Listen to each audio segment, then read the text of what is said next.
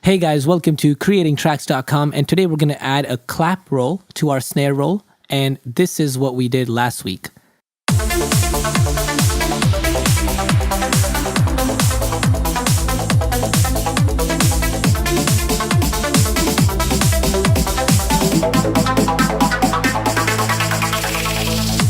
Alright, so this time we're going to add a clap roll on top of our snare roll, and last time we did this snare roll over here. So let's alt-click that and drag it down to our clap.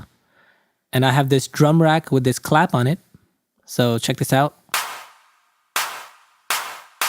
And let me right-click here on this clip, change the color, and then right-click, rename to clap roll. And if I play this, it's doing the same thing as our snare. So check this out.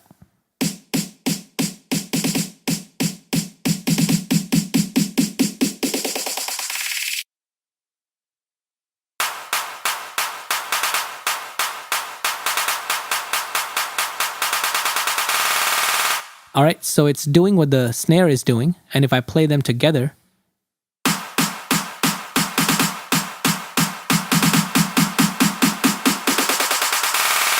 all right, so you can do this. You can even layer it like this, turn down the volume, and then duplicate the clap, and then start making changes to your MIDI notes to give it more variation, or you can do it on the same clip. So I'm going to double click on the clap MIDI clip, and here are our MIDI notes. So I'm going to take the first half, and let's focus on this first. So what you can do is you can always start adding your own MIDI notes in here and start doing variations, but it can get complicated. So you could add like a note over here, something over here, and if you play that, it can sound okay. All right, so if I play that with the snare, it is sounding good and it is different, but this way can make it a bit difficult and crowded. So what we're gonna do is let's take this first half of this clip. So let's take all of these, So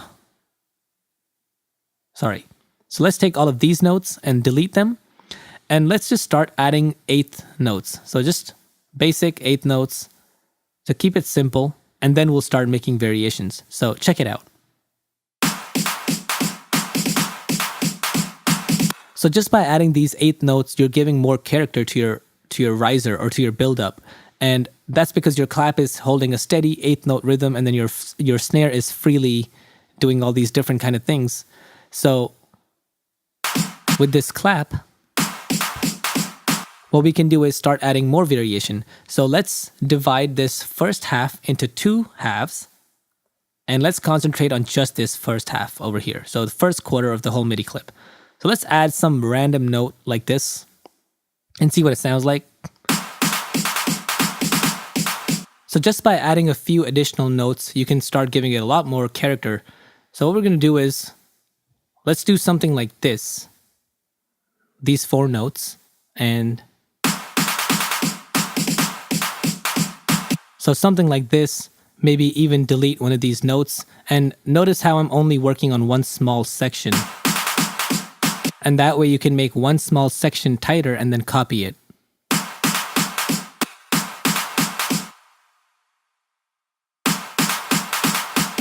All right, so right now I've only worked on the first quarter of this whole clip. The second quarter over here is still untouched. And the reason we do this is because you can concentrate on making this one small section really nice, and then you can copy that later on and then make your own variations. And that's mostly how I approach my MIDI clips. I'll always work on little small sections, then copy them over, and then make variations after that. All right, and now I can select this first quarter of my MIDI clip and alt-click and drag that. And check it out.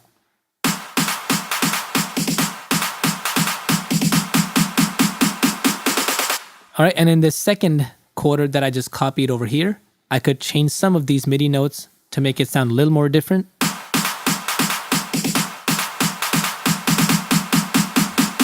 All right, so it sounds pretty cool so far. And in this second or the third quarter of our clip, let's leave the last section as it is.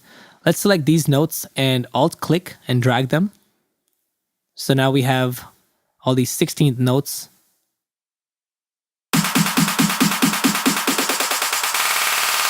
So that sounds cool right now, but we can make it even more dynamic. So let's select this pencil icon over here, or you could even right click and go to draw mode. And let's select all these notes over here, these 16 notes that we just made. And I'm going to click over here in the velocity and drag it like so. And if I play this,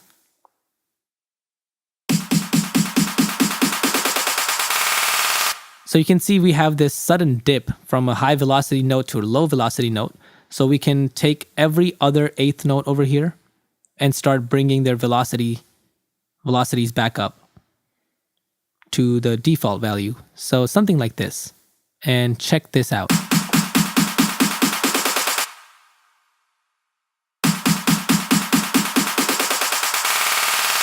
All right, so I'm going to unsolo this and play the whole thing and check it out.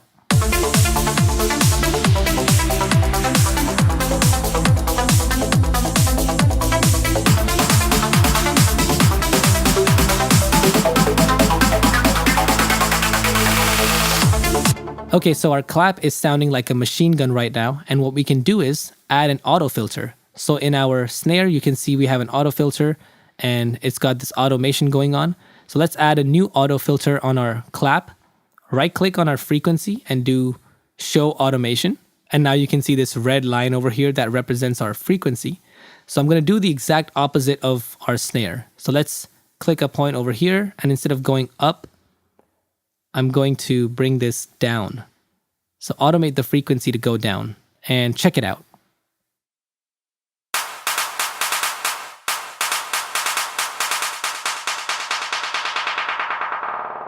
And if I layer that with the snare,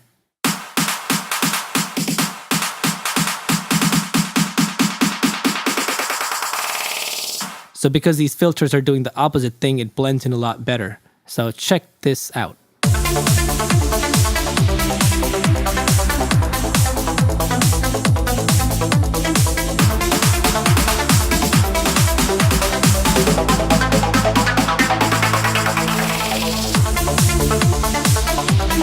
Alright guys, if you enjoyed this tutorial, please make sure to give it a thumbs up, share it, and subscribe to our channel for a lot more. And we'll see you next time.